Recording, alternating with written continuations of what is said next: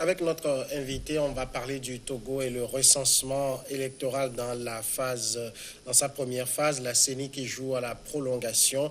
Par un communiqué, la Commission électorale nationale indépendante a annoncé une prolongation de 24 heures pour les opérations de recensement censées normalement s'achever ce lundi 8 octobre 2018. D'abord, on verra donc la situation, on fera le point sur ce recensement. Nous recevons pour en parler Ourna Niata.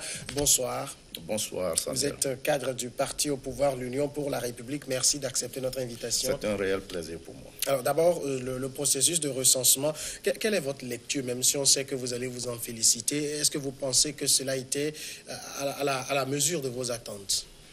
Oui, on peut le dire, surtout par rapport à la mobilisation des populations, à l'enthousiasme et à la détermination de chacun à disposer d'une carte d'électeur. On peut dire vraiment que c'est une satisfaction à ce niveau. C'est vrai qu'au début, il y a eu des difficultés techniques. Je crois que progressivement, la CENI a pris les dispositions pour que les choses rentrent dans l'ordre. Et j'espère bien qu'avec la prolongation, les Togolais désireux d'avoir leur carte d'électeur pourront être satisfaits. Alors, est-ce que vous pensez que, de façon globale, le mot d'ordre de la coalition, le mot d'ordre de boycott n'a pas été suivi? C'est un fiasco. Cela démontre aux yeux du monde et devant tout le monde que cette coalition ne pèse pas grand-chose. Et nous attendons les résultats des élections pour que la CEDEAO et tous les partenaires découvrent le poids réel de cette coalition-là. Je comprends pourquoi elle a peur des élections. Ce n'est pas la lecture que la coalition elle-même a faite. Elle était en conférence de presse aujourd'hui. Elle a estimé que le mot d'ordre a été suivi, même si certains Togolais étaient sortis quand même. Vous savez, vous aussi, vous êtes Togolais. Vous avez certainement fait le tour des centres comme moi. Et je n'ai pas vu un seul centre vide à partir du 3e jour de recensement. Je n'ai vu que de longues queues et des Togolais impatients de se voir établir une carte d'électeur, des Togolais qui menaçaient même les agents électoraux pour qu'ils aillent vite parce qu'ils veulent des gens qui attendent du matin de 7h à midi pour obtenir une carte d'électeur. Donc je ne sais pas si c'est dans le rêve qu'ils trouvent le succès du mot d'ordre de boycott. En tout cas, la population a refusé de céder ou bien d'accepter ce marché de dupes. Alors, il y a eu quand même quelque chose qui a été assez étonnant, c'est qu'on a parlé d'un recensement, ce n'était pas une révision, mais on n'a pas compris que par le passé, on a eu des révisions qui ont fait même jusqu'à 15 jours, et que pour un recensement intégral, on n'est que 8 jours. Non, vous savez, la CENI, nous avons un calendrier à respecter vis-à-vis de la CEDEAO, notamment le calendrier fixé par la feuille de route. Et la CENI travaille dans ce schéma-là. Mais elle a quand même l'expertise nécessaire pour apprécier l'évolution des choses. La preuve, aujourd'hui, la CENI a pris une décision de prolongation de 24 heures suite à des évaluations sur le terrain par rapport au rythme d'évolution de l'enregistrement. Donc, attendons de voir la fin et nous apprécierons. Est-ce que 24 heures, ça vous paraît suffisant? Parce que vous évoquez de longues queues par-ci, par-là. On s'imagine difficilement, surtout avec les nombreux problèmes techniques qu'on a connus au début, que les gens puissent obtenir leur carte d'électeur. Non, je ne veux pas croire que la CENI a choisi 24 heures par hasard. Je pense qu'il y a des experts qui évaluent l'évolution, qui évaluent sur le plan démographique le rythme d'avancement du système d'enregistrement, qui ont analysé avant de faire cette proposition. Et elle vous paraît répondre aux besoins? Non. En tout cas, je sais que les Togolais sont encore dans les centres. Les Togolais attendent toujours de se faire recenser. Il était important de proroger. Voilà. Alors, au-delà de tout cela, aujourd'hui, le processus de recensement, quoi qu'il en soit, ça veut dire demain, ça va s'achever et on va entamer celle de la phase 2. Ça veut dire clairement que le train électoral est en marche, c'est ça? Non, nous allons directement vers les élections du 20 décembre.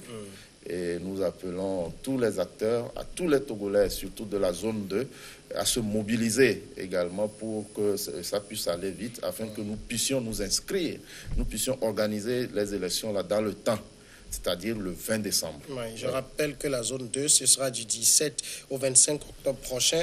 Mais vous ne vous en doutez pas que la coalition n'a pas encore rejoint la CENI? Bon, écoutez, chacun a ses choix politiques. C'est une question de responsabilité, c'est une question de choix.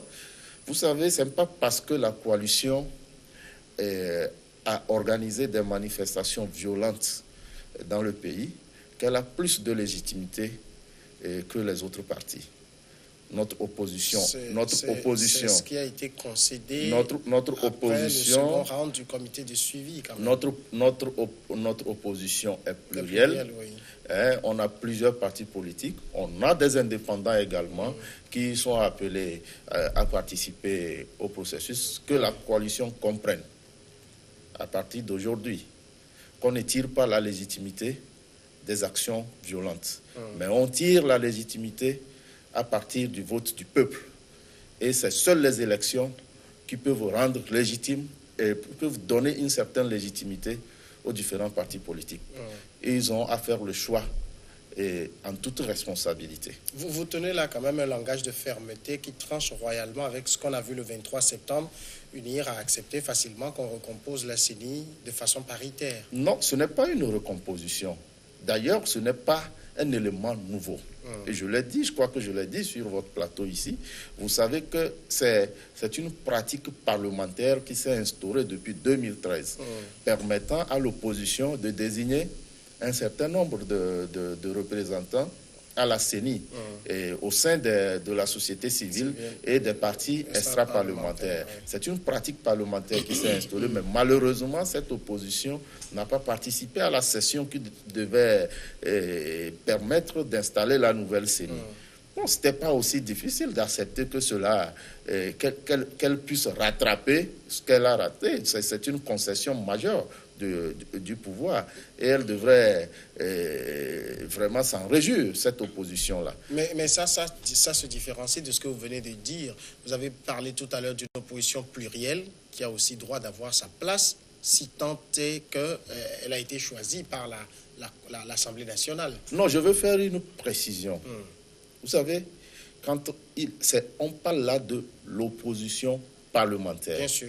Vous savez, ça, c'est les 5 places qu'on n'y touche pas. Oui, et l'opposition parlementaire, je reprécise, a la possibilité, sur la base d'une pratique parlementaire, de choisir un certain nombre de représentants au sein de la société civile. Ce qui est aux yeux de certains absolument scandaleux, qu'on permette, parce que les partis politiques existent et ont le droit de mener leur politique. Non. Maintenant, qu'on concède à d'autres de coopter un certain nombre. Non, ça existe dans beaucoup de pays. J'appelle ça, ce sont des pratiques parlementaires. Vous savez, dans la démocratie, parfois, ce n'est pas dans les institutions, on essaye d'alléger la force de la majorité en instaurant certaines pratiques permettant à la minorité également de pouvoir avoir accès à certaines facilités, si je peux l'appeler ainsi. Donc c'est une pratique parlementaire qui existe partout. C'est pas le Togo qui l'invente.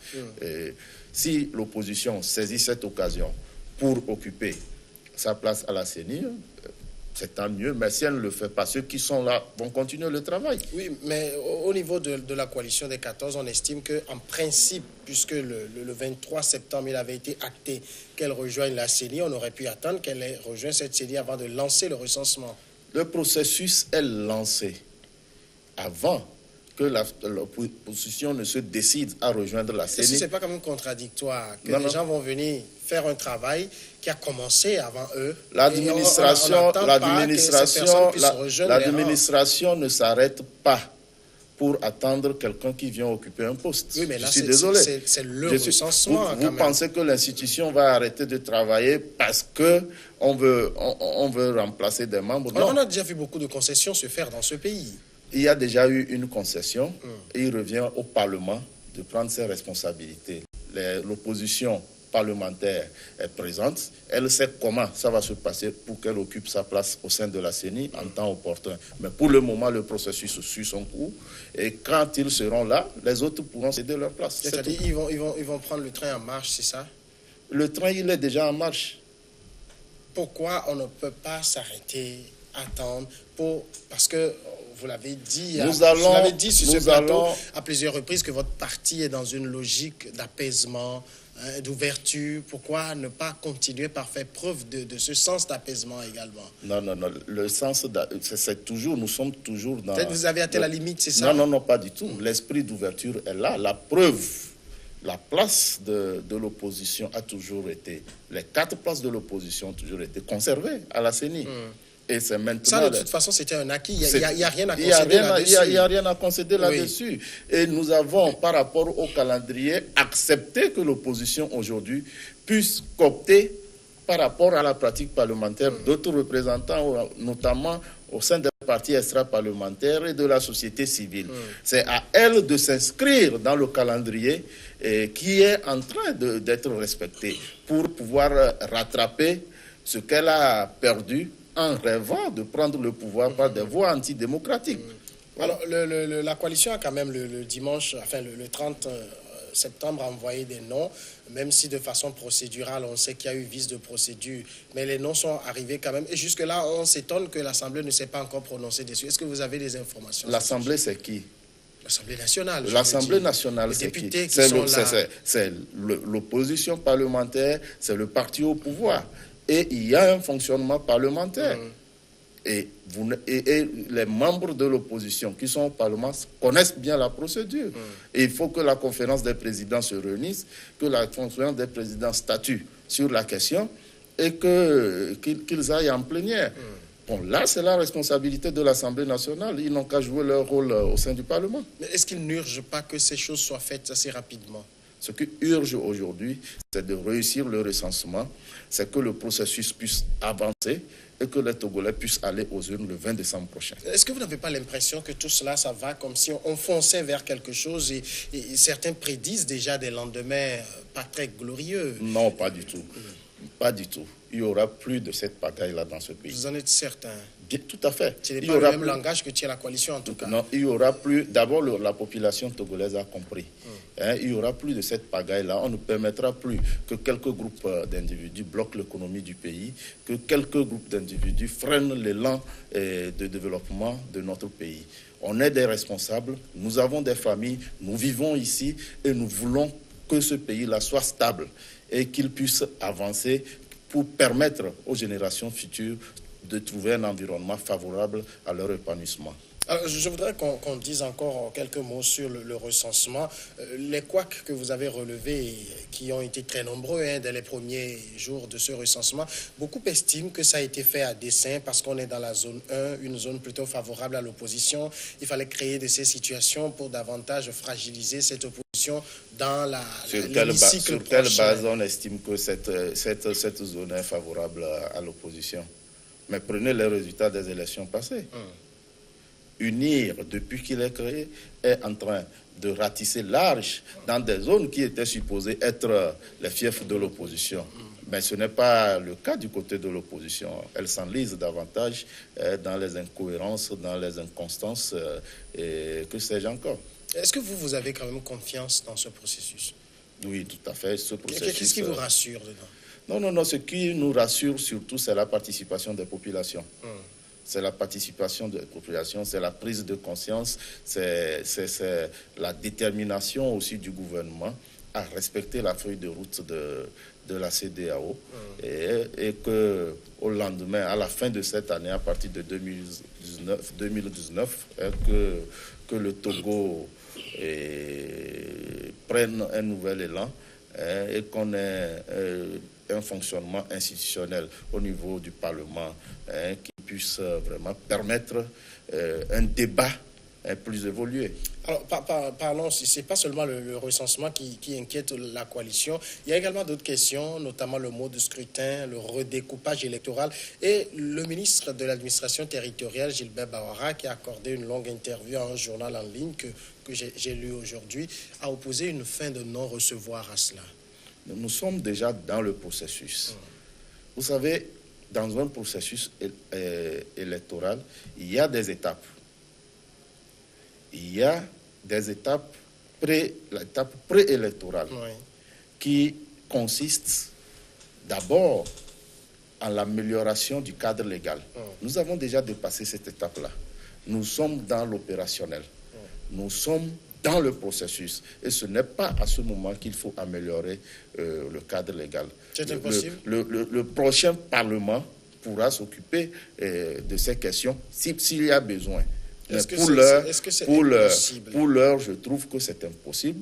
D'ailleurs, en rapport avec le protocole additionnel de la CEDEAO sur la démocratie et la bonne gouvernance, je ne suis pas sûr que la CEDEAO puisse accepter violer, ce protocole dit que s'il y a consensus... Le consensus ne s'impose pas. Oui, mais il faut chercher ce consensus. Le consensus ne se pose pas. Nous n'allons pas perdre le temps à toujours faire la démocratie de consensus. Mais c'est la politique qu'a voulu adopter le chef de l'État depuis on va au consensus si tous les acteurs sont disposés à y aller.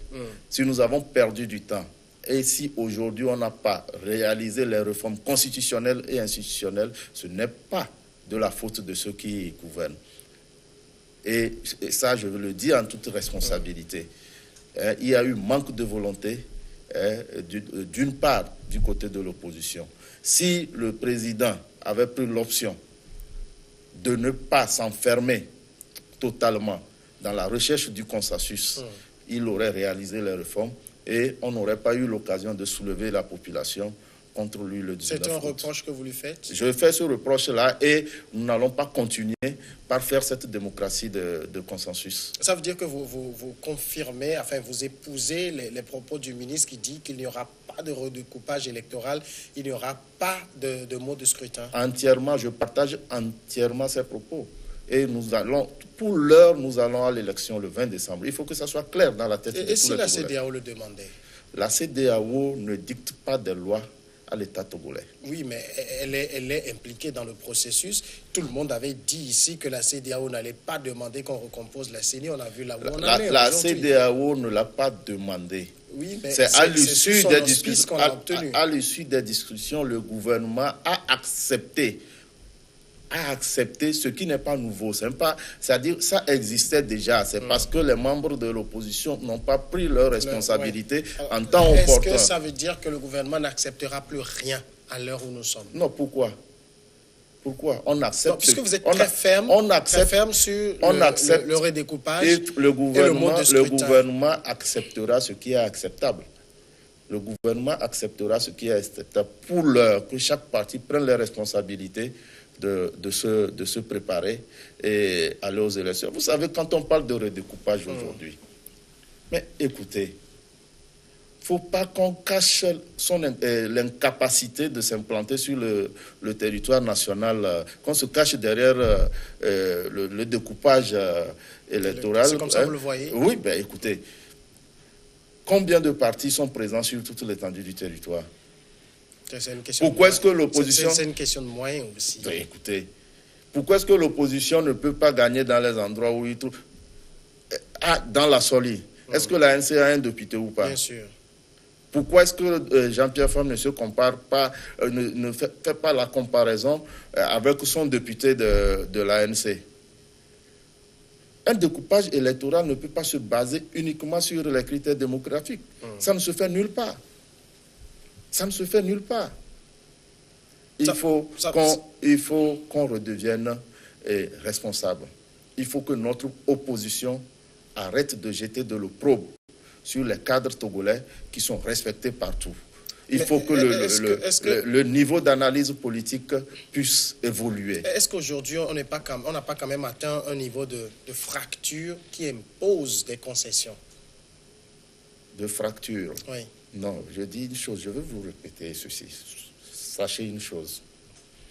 Ce n'est pas parce que le gouvernement a accepté, ou du moins c'est les autres partis politiques, ont laissé la C14 seule discuter avec le gouvernement sous l'égide de la CEDEAO. Que le gouvernement a accepté aussi. Non, je le dis, ce n'est pas parce que c'est accepté que la C14 est au-dessus des autres entités dans le pays. D'ailleurs, vous avez 14 partis, dont 10 ne peuvent pas réunir 200 personnes dans un village. C'est vous qui le dites. Nous avons les preuves. Madame Adiamagbo a animé des meetings dans son propre village, on a les images. Madame Adiamagbo de la CDP a animé un meeting dans son propre village, vous avez les images. Mais c'est la même dame qui mobilise des milliers de personnes dans la capitale. Écoutez, qu'elle aille à l'élection. Qu'elle aille à l'élection, qu'on sache ce qu'elle n'a jamais peur des élections, mais qu'elle a peur de la fraude, c'est ce qu'elle dit. À cette étape, dites-moi où se trouve la fraude. Non, si c'est pas à moi d'apprécier. Dites-moi où se trouve la fraude. Nous sommes à l'étape de recensement. Après le recensement, il y a le traitement des données. Et c'est à l'étape de traitement des données qu'on purge la liste, le dédoublonnage, et puis tout ce qu'il y a comme erreur constatée sur le terrain. Il y a des spécialistes pour ça.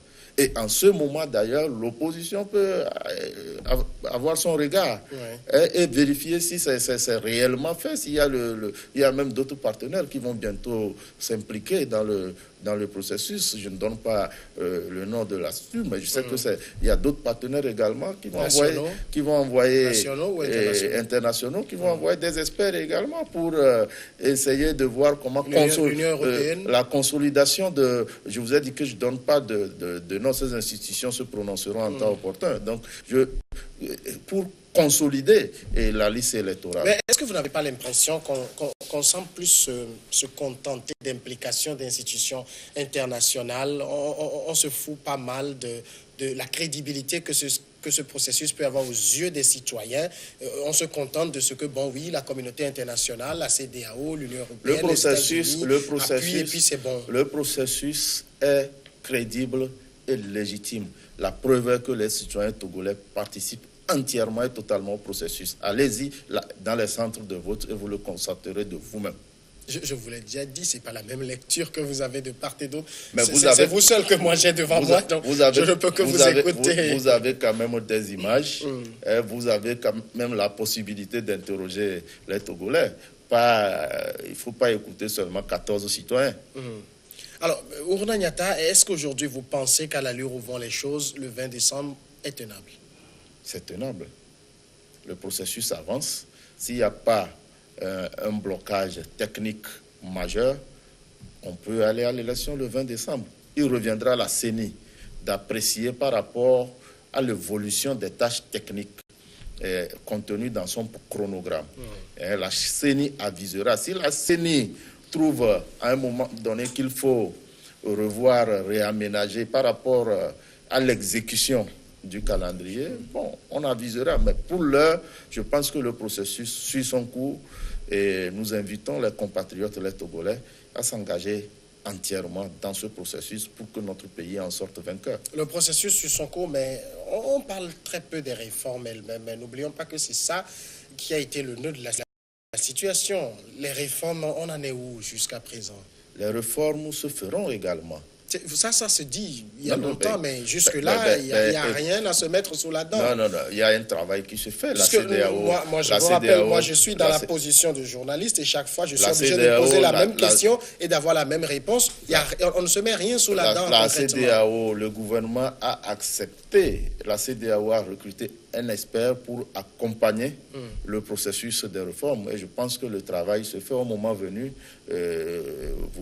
Ça sera connu de tous. Avant les élections quand même? Bien entendu, ça fait partie du chronogramme de la CEDEAO. Ourna Niatta. À défaut de faire ces réformes par consensus à l'Assemblée nationale, la CENI a déjà pris ses responsabilités en prévoyant une date pour le référendum avant les élections législatives. Au cas où ce sont simplement les députés du NI qui votent pour le test. C'est les 2 tiers, ça. Au cas où les réformes ne se réalisent pas à l'Assemblée nationale, oui, mais on sait que les 2 tiers sont du côté l'occasion sera donnée au peuple souverain de s'exprimer. Ourna Niatta, merci d'être passé dans cette émission. C'est moi qui vous remercie. Cadre de l'Union pour la République, le parti présidentiel au Togo. On marque maintenant la pause et après, les confrères me rejoignent pour Regard croisé.